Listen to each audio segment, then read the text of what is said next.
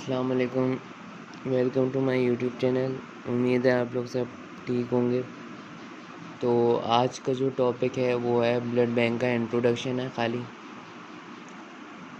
तो इंट्रोडक्शन में क्या है, ब्लड बैंक जैसे हम सबको पता है कि लैब का एक ऐसा हिस्सा है जहाँ पे हम लोग स्टोर करते हैं, कलेक्ट करते हैं और सेपरेट करते हैं क्या, ब्लड प्रोडक्ट्स को। ब्लड प्रोडक्ट्स क्या है वो नीचे फर्दर डिफाइन हुआ है। और क्या करते हैं, हम स्क्रीनिंग ऑफ ब्लड करते हैं ताकि स्क्रीन ऑफ ब्लड क्यों ज़रूरी है, ताकि सही ट्रांसफ्यूजन हो जाए किस में, पेशेंट में। स्क्रीनिंग ऑफ ब्लड से मुराद ये है कि जो डोनर है, जो ब्लड डोनेट करने वाला है, वो उसका ब्लड का एक टेस्ट होता है कि डोनर जो है वो किसी डिज़ीज़ से अफेक्टेड तो नहीं है। तो ये चीज़ चेक करने के लिए हम स्क्रीनिंग करते हैं फॉर करेक्ट ट्रांसफ्यूजन। तो ब्लड बैंक में ये सारी चीज़ें होती है, तो इससे कहते हैं ब्लड बैंक। उसके बाद अगला आता है ब्लड प्रोडक्ट्स। ब्लड प्रोडक्ट्स हमारे पास क्या क्या हो सकती हैं, यानी कि नाम से ज़ाहिर हो रहा है, ब्लड में जो जो प्रोडक्ट्स होते हैं उसे कहते हैं ब्लड प्रोडक्ट्स। ये प्रिपेयर किए जाते हैं एंड स्टोर किए जाते हैं, सही है, पेशेंट की रिक्वायरमेंट पे, सही है। और ये कैसे बनेंगे ब्लड प्रोडक्ट्स, इसके बनाने के लिए एक टेक्निक होती है, एफरेसिस टेक्निक। एफरेसिस टेक्निक में ये है कि जो डोनर है उसका एक मेगा यूनिट यूज़ होता है ब्लड का। जैसे कि डोनेशन के वक्त जो एक बैग जो यूज़ होता है उसका समझ जाएं कि एफरेसिस में फिर डबल या ट्रिपल बैग यूज़ होता है, यानी कि 3 गुना ज़्यादा ब्लड यूज़ हो रहा है डोनर का। तो सवाल ये है कि इतना सारा ब्लड निकल रहा है तो फिर जो डोनर है वो बेहोश नहीं हो जाएगा या उसमें खून की अच्छी खासी कमी नहीं हो जाएगी। तो इसका आंसर है कि नहीं होगी, क्योंकि एफरेसिस में क्या होता है कि पेशेंट की वो जो रिसेपिएंट है, यानी कि जो पेशेंट है उसको एग्जांपल के तौर पे उसको हुआ है डेंगू, उसके प्लेटलेट अच्छे खासे गिर गए, तो उसमें खाली प्लेटलेट की रिक्वायरमेंट है। तो हम डोनर से मेगा ब्लड निकालेंगे एफरेसिस टेक्निक के ज़रिए। तो एफरेसिस टेक्निक में क्या होगा, पूरा ब्लड सेंट्रीफ्यूज होता है और उसके सारे कंपोनेंट्स जो हैं वो अलग हो जाते हैं। और इस तरह ये जो कंपोनेंट्स अलग होते हैं, तो इस तरह हम ब्लड में से ब्लड प्रोडक्ट्स को अलग कर सकते हैं, सेपरेट कर सकते हैं। प्लाज्मा सेपरेट करने की जो टेक्निक है उसे प्लाज्मा फेरेसिस कहते हैं। प्लेटलेट सेपरेट करने की जो टेक्निक है उसे प्लेटलेट फेरेसिस कहते हैं। आरबीसी सेपरेट करने की जो टेक्निक है उसे एरिथ्रोफेरेसिस कहते हैं। और डब्ल्यूबीसी सेपरेट करने की जो टेक्निक है उसे कहते हैं ल्यूकाफेरेसिस। बाकी जो रिमेनिंग, हाँ मैं एग्जांपल दे रहा था डेंगू की। डेंगू में प्लेटलेट की रिक्वायरमेंट होती है, तो डोनर से हमने mega mega mega unit of blood जो था डोनर का, उसमें से हमने प्लेटलेट को एफरेसिस के ज़रिए हमने प्लेटलेट को अलग कर लिया। और बाकी जो रिमेनिंग जो ब्लड है ना, वो वापसी कहाँ जाएगा, डोनर में चले जाएगा। तो ये एक फ़ायदा है एफरेसिस में। और तो इस ज़रिए हम ब्लड के प्रोडक्ट्स को अलग करते हैं। अब सवाल ये कि इनको स्टोर कैसे किया जाता है, तो बात करते हैं स्टोरेज की। तो इरेथ्रोसाइट या आरबीसी जो है वो 1 to 6 डिग्री सेंटीग्रेड पे स्टोर होगा। प्लेटलेट जो है वो 20 to 24 डिग्री सेंटीग्रेड पे स्टोर होगा, लेकिन पीएच जो होनी चाहिए उसकी 6.2 होनी चाहिए। और एफएफपी यानी कि फ्रेश फ्रोज़न प्लाज्मा जो है वो -18 पे रखेंगे तो 1 साल तक स्टोर हो सकता है, और -65 पे रखने से क्या होगा, 7 ईयर्स तक स्टोर हो सकता है। अब सवाल ये कि वाई ब्लड ट्रांसफ्यूजन नीडेड।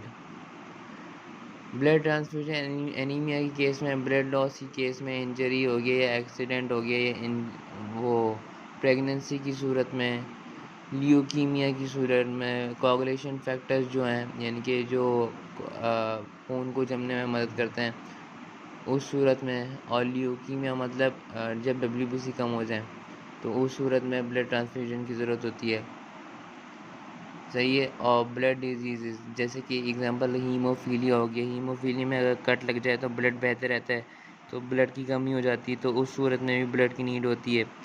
और उसके अलावा सब माइक्रो ऑर्गेनिज़म इन्फेक्शन यानी कि डेंगू मलेरिया की केस में जैसे प्लेटलेट डाउन हो जाते हैं तो उस सूरत में भी ब्लड की नीड होती है। और उसके अलावा बर्न्स हो गया, कैंसर हो गया, तो इन चीज़ों पे हमें ब्लड ट्रांसफ्यूजन की ज़रूरत होती है। उसके बाद टाइप ऑफ डिजीज़ जो कि ब्लड में डिटेक्ट जो कि ब्लड में वो माइक्रो ऑर्गेनिज्म फैलता है और ब्लड में भी डिजीज़ कॉज करवाता है, वो क्या है? HIV यानी कि एड्स। उसके अलावा सिफिलिस हो गया, हेपेटाइटिस बी हो गया, हेपेटाइटिस सी हो गया, एड्स यानी हो गया, HTLV-1 और HTLV-2 हो गया, और एंटी क्रूजा है। ये सारे वो डिजीज़ है, यानी कि मैंने कहा था ऊपर स्क्रीनिंग की जो बात की थी बेसिकली कि डोनर का जब हम ब्लड लेते हैं तो रिसेपिएंट जो होता है यानी कि जो पेशेंट होता है उसके अंदर ब्लड ट्रांसफ्यूज़ करने से पहले हम स्क्रीनिंग करते हैं कि डोनर के ब्लड में कोई डिज़ीज़ तो नहीं है। तो वो जो डिजीज़ की बात हो रही है वो इन डिजीज़ की बात हो रही है, HIV सिफिलिस, यानी कि मोस्टली इसमें जो डिजीज़ है वो है सेक्सुअली ट्रांसमिटेड डिजीज़। ठीक है। अब एक और सवाल ये कि अगर वो जो डोनर का जो ब्लड है वो बिल्कुल हेल्दी है, मतलब कि उसमें मतलब कोई भी डिज़ीज़ ना नहीं है, सही है, मतलब डोनर का जो ब्लड है वो बिल्कुल हेल्दी है विदाउट एनी डिज़ीज़, सही है। लेकिन इसकी स्क्रीनिंग के बाद हमें पता चला कि यही पता चलता है कि डिज़ीज़ कुछ भी नहीं है डोनर के ब्लड में, सही। लेकिन क्या होता है जब हम रिसेपिएंट को ब्लड दे देते हैं तो वो रिसेपिएंट में ना अलग अलग इफ़ेक्ट होते हैं, सही है। क्या क्या इफ़ेक्ट हैं और किस वजह से होंगे ये मैं बाद में बताऊंगा। पहले नाम इफ़ेक्ट्स देख लेंगे कि इफ़ेक्ट्स क्या क्या होंगे। Acute haemolytic transfusion reaction, number 2 delayed haemolytic transfusion reaction है, number 3 febrile haemolytic transfusion reaction है, नंबर 4 जो है वो transfusion related acute lung injury, और आखिरी जो है एलर्जिक ट्रांसफ्यूजन रिएक्शन, सही है। अब ये जो रिएक्शन सही है किस वजह से हो रहा है, जबकि डोनर के ब्लड में ये डिजीज़ है ही नहीं, ऊपर जो डिजीज़ है ही नहीं। तो इसका सवाल ये है, इसका आंसर ये है कि रॉन्ग ब्लड ग्रुप की ट्रांसफ्यूजन हो गई है। अब जब रॉन्ग ब्लड ग्रुप की ट्रांसफ्यूजन होगी तो एग्लूटिनेशन इफेक्ट्स होंगे, RBCs हीमोलाइसिस होंगे, मतलब जो रिसेपिएंट की जो बॉडी है वो एक्सेप्ट नहीं करेगा, क्योंकि उसके जो एग्जांपल के तौर पे जो डोनर का जो ब्लड ग्रुप है वो था हमारे पास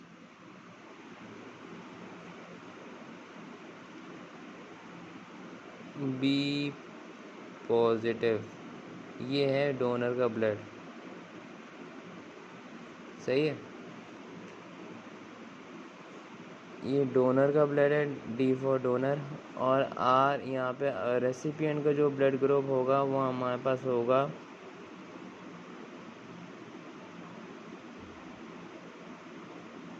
A पॉजिटिव। अब जो ब्लड ग्रुप होता है तो एंटीबॉडी जो होती है बॉडी में, जैसे कि ये डोनर की जो बॉडी है इसका RBC पे जो एंटीजन है वो B एंटीजन है, जिसकी वजह से ये ब्लड ग्रुप क्या हो गया, B पॉजिटिव हो गया, सही है। तो अब इसके ख़िलाफ़ जो एंटीजन होगा वो सॉरी एंटीबॉडी होगी जो कहाँ होगी, हमारे प्लाज्मा में होगी, सही है। प्लाज्मा में एंटीबॉडी होती है, और एंटीजन जो हो गया हमारे अंदर वो कहाँ होती है, RBC की सरफेस पे एंटीजन मौजूद होता है। अब इसकी सरफेस पे B एंटीजन था तो ये B पॉजिटिव है, डोनर जो है हमारा।